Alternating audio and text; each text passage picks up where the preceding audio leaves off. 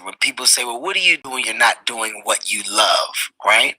And what I've said in the past and, in the present as well is I think in order to do what you love, you got to get through the obstacles of the things that you don't love in life, right? Yes, as you're trying to come up. Yeah, that's what I was going to ask. Do you agree with that? Yeah. Like getting over those hurdles, and then eventually they lead you to the thing where you're like, okay, now I'm ready to pursue said thing that I want to do. Or if you're in a job or a career, and you're like, I fucking hate my job.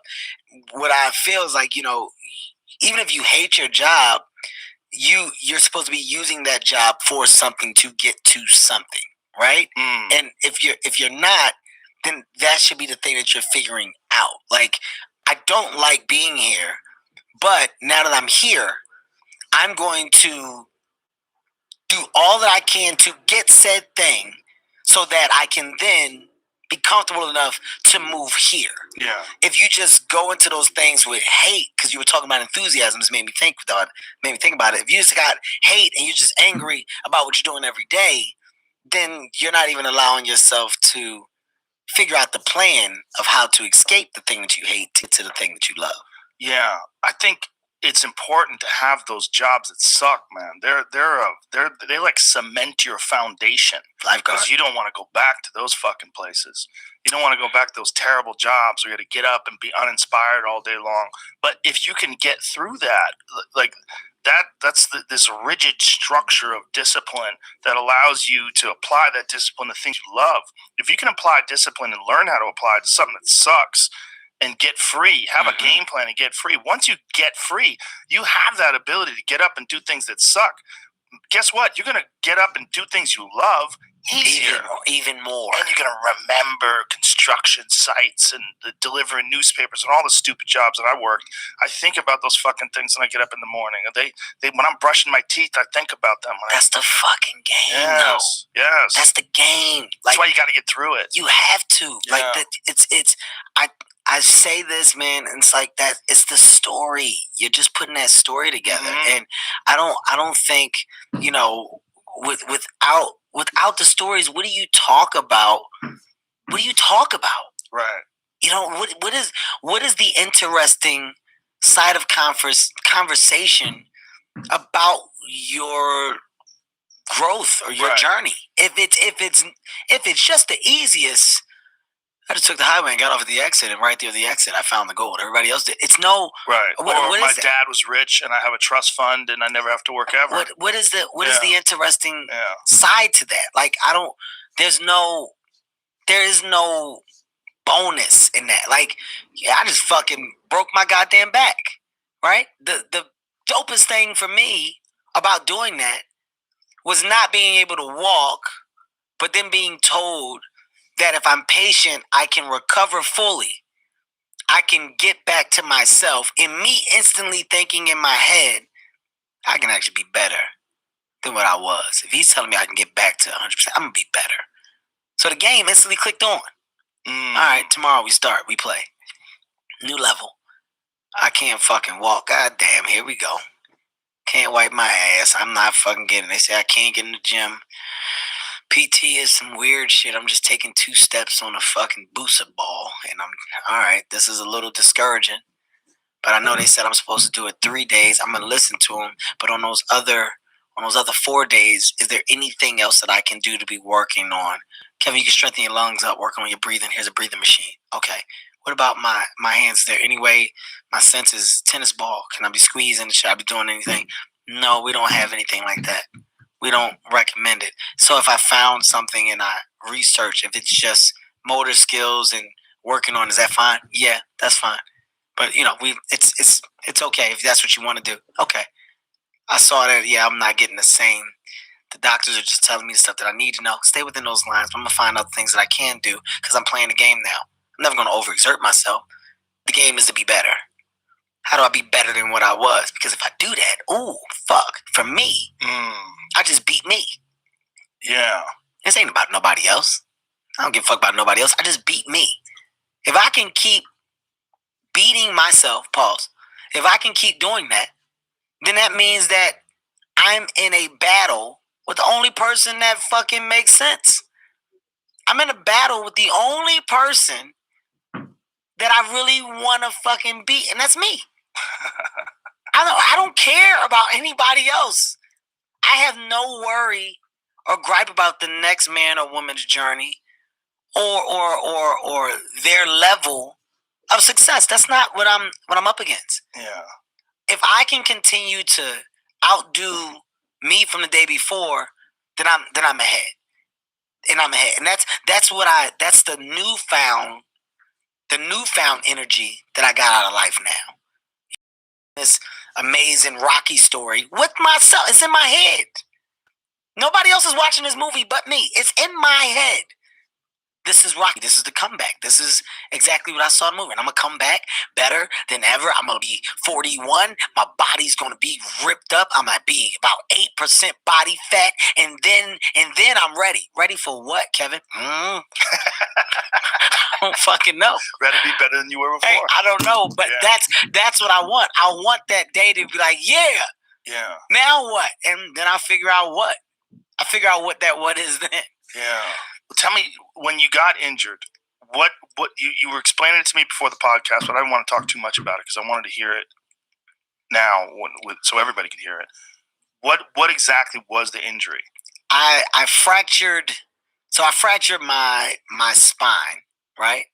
And it's either from my T10 to my L1 or from my L1 to my T10, whatever order that goes in. So how many fractures is that? I mean, that's your spine. That's about. So you fractured basically everything. I mean, you got like this much space in my back. So you got to think, first of all, I'm already small, right? So this is practically my whole back. If you look at this right here, if you look at this is practically my whole back. So all of this fractured, and what happens is they had to fuse my spine. So do they have to remove the discs in between? They basically had to fix. So the bones where it's fractured, basically your spine is now out of whack. Right. The things that keep your spine connected and that allow you the flexibility are out of whack. I got pieces of those bone fragments that are out of place out. So they gotta fuse that shit back together. So I got. Do they take the disc material out and compress it and then screw them all? So is the bone all one piece now? I think I'm one. I don't know about the disc. I don't know. I don't have that answer. That's a little too technical for me, and I should know that because it was my body. But what I do know is that this thing that's my spine has 8 screws, and these 8 screws now hold it together. So through this time of healing, because I now have metal in my back, it was about getting your back to be comfortable with the metal, but also back to a normal level of flexibility. So where people fuck up, when you get this type of energy and you stay still, you allow that metal to get stiff. You're not moving it. So now your movements become robotic with it. So because as soon as I got out the hospital, I started. I didn't have days off. As soon as I got out, I started physical therapy. I did not wait. I got off medication. I said, I'm not taking on meds. You know, my dad was on drugs. I was like, I'm not fucking around with that. So I dealt with the pain, but I said, I got to start now because every day that I wait makes it harder to go. So because I was, back and forth, side to side, doing all of those things, I got my body to get accustomed to it. And I got flexibility. So now when you see me working out, it looks as if I'm back. And, I'm probably 98% back to myself right now. But the work that I put into my core and my upper body over the years are what saved me outside of God, of course, in that situation. Because, I want to tell these people just for you to know, this health and wellness shit is so much bigger than what you may think it is. Taking care of your body, you don't know when all of that stuff comes into play and adds up correctly. The human body is amazing. Recovery, the ability to snap back and go back to what it once was, the body muscle memory, all of that stuff plays a major factor. So my healing was a lot faster because of the years of work that I put into it before. Now, if I had enough and I didn't have that core, well, I'd be paralyzed. I'd be fucking paralyzed. I mean, they said you're literally talking about this much. Doctor, look me in the eyes. You're lucky to be walking. You're this much.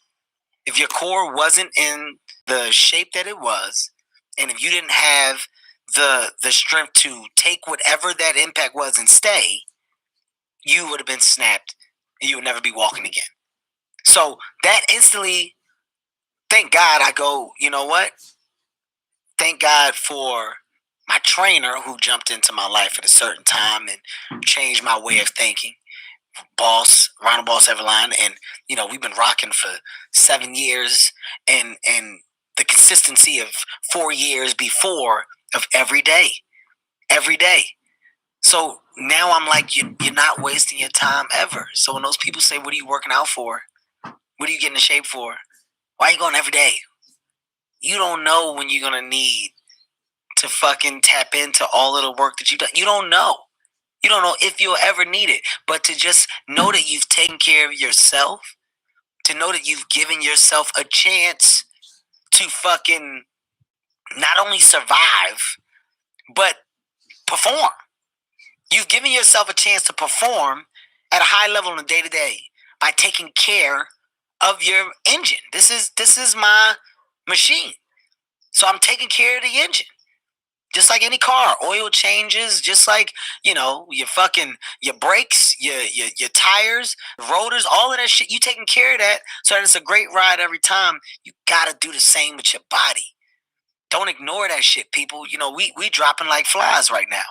Heart attack, strokes. Yep. You get kidney failure. You got people with diabetes. You got people getting legs or arms cut off from bad eating, from bad eating over the course of years. Take that shit serious. Don't wait till the end. That's serious. That's not a joke. So when I look at people dying around me, we have no control over when the day is going to come, but I'm going to try to help amplify my time here as much as I can. That's the big one, right? Amplify your time. You have energy. You have a different kind of energy than someone who's unhealthy. You have the ability to push forward. You have the ability to get shit done. You have more enthusiasm because your body feels good. Why do you not? Why? I want to be careful the way I say this because I don't want to seem like I'm coming down on anybody that's not. But why don't you want to take care of yourself? I think they do. I think it's just habits are very hard to break. There's a lot of comfort in just the same thing every day. Mm-hmm. Open up the cabinet, Twinkies, fuck it. Mm-hmm. I'll start tomorrow. Fuck it. I feel like eating those chips. Mm-hmm. And you just settle into it. And then there's this disappointment that comes from settling in. And it's comfort and it's disappointment at the same time. Like you were like, well, I guess that's me. And you accept it. And I think sometimes people are scared of improvement because they're scared of failure. So if they can just kind of slide into the same bullshit every day, Mm-hmm. it makes them feel less uneasy. You know what I say and what I will say goes back to the decision, goes back to information. It's not bad if you want those things. I don't think that people are supposed to live a robotic life and I don't eat this ever and I don't do this. Well, I always point to The Rock and his fucking cheat days. I mean, it's fucking cheat. First of all, he eats for a village. That son of a bitch. Well, he has a village. It's unreal what he puts down when he puts down. And that's what I'm saying. Like, you should enjoy yourself and enjoy your life. But I think that there should be a give and take. Like, all right, I'm going to eat